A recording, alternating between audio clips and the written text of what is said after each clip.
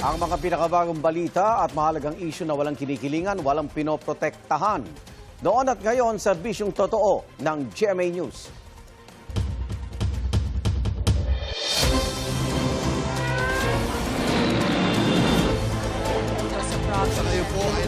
Ito na ang mga unang balita. Maulang panahon ang sumalubong sa mga commuter ngayong umaga. Kumustahin natin ang sitwasyon sa Quezon City sa unang balita live ni James Agustin. James! Igang good morning. Pahirapan ang pagsakay ng maraming pasahero rito sa Commonwealth Avenue sa area ng Litex ngayong maulang umaga. Mag-alas 5 ng umaga kanina na maranasan na mahina hanggang katamtamang pag-ulan dito sa Quezon City. Sa Elliptical Road, nagmenor ang ilang sasakyan. Ganyan din ang sitwasyon sa Commonwealth Avenue. Sa Litex, maaga na ibon ang mga pasahero dahil maulan, mas naging pahirapan ng kanilang pagsakay. Punuan na rin kasi ang maraming mga pampublikong sasakyan. Silipin naman po natin yung sitwasyon dito sa area ng Litex. Kung kanina po ay marami-rami mga pasahero yung nandito.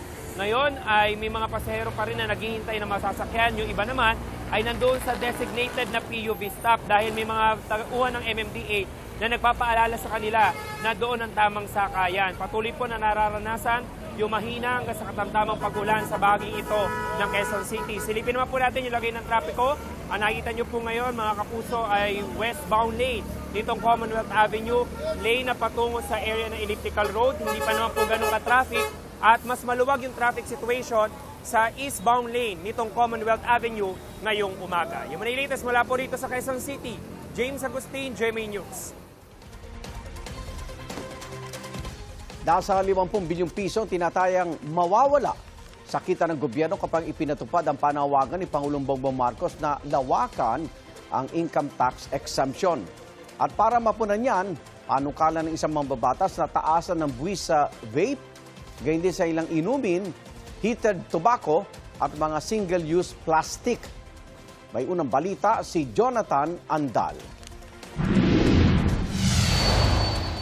Sa ikalimang State of the Nation address ni Pangulong Bongbong Marcos, isa sa mga hiniling niya sa Kongreso ang pagpasa ng batas na magpapalawak sa exemption sa income tax. Isasama na natin ang mga kumikita ng hindi lalagpas sa 350,000 pesos kada taon.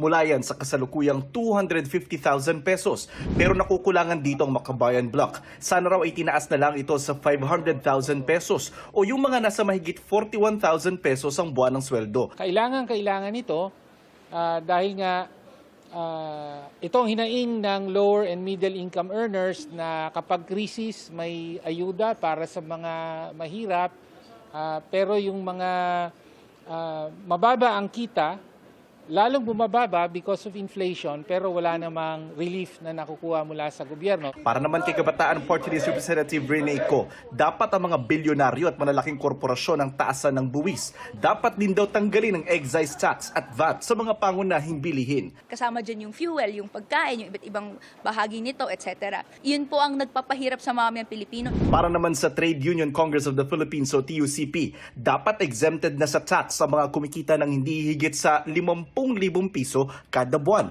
o 600,000 piso kada taon. Ibasura na rin nila ang 12% VAT sa kuryente at magpatupad ng 200 peso daily minimum wage increase.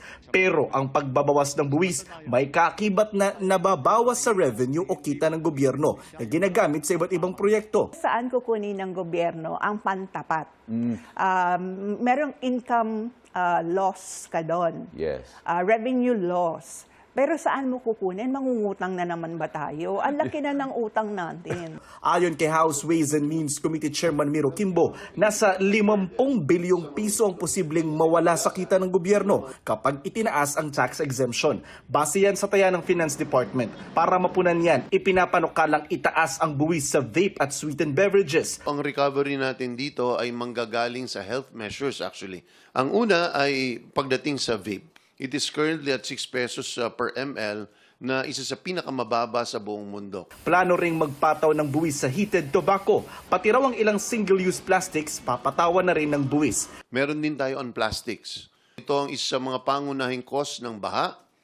Itong mga sachets, lahat.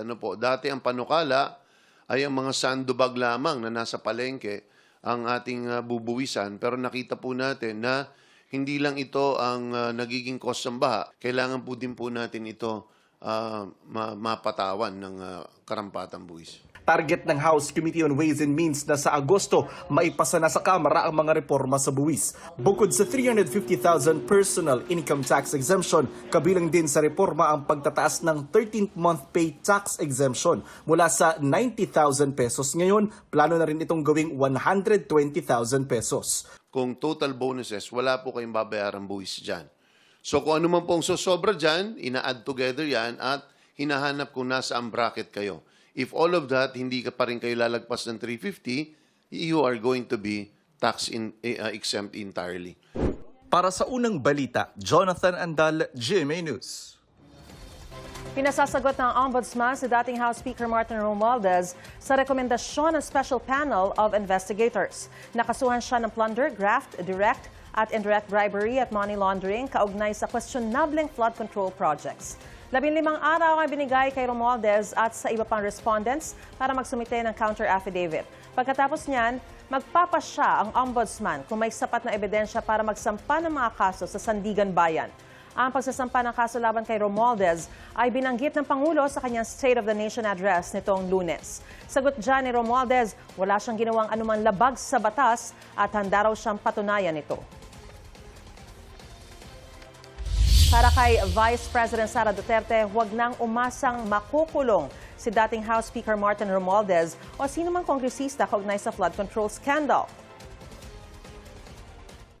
Di ba yan din yung sinabi niya last year, bago mag-December may makukulong na. So meron bang nakulong? Wala. Bago mag-Christmas? Wala. So huwag niyo na-expect na makulong yung dating speaker o mga members ng House of Representatives. Sabi ni Vice President Duterte, katulad lang ito ng 20 pesos na bigas na pangako ni Pangulong Bongbong Marcos na hindi naman aniya natupad. Hindi rin daw pwedeng ilayo ng Pangulo ang kanyang sarili sa issue ng katiwalian dahil pinirmahan niya ang national budget na maraming insertions. Susubukan namin kuna ng pahayag ang Malacanang dito. Nitong Lunes sa ikalimang State of the Nation address ni Pangulong Marcos, kung saan hindi dumalo ang bise, binanggit ng Pangulo na malapit ng kasuhan ng Ombudsman si dating House Speaker Martin Romualdez na kanyang pinsan.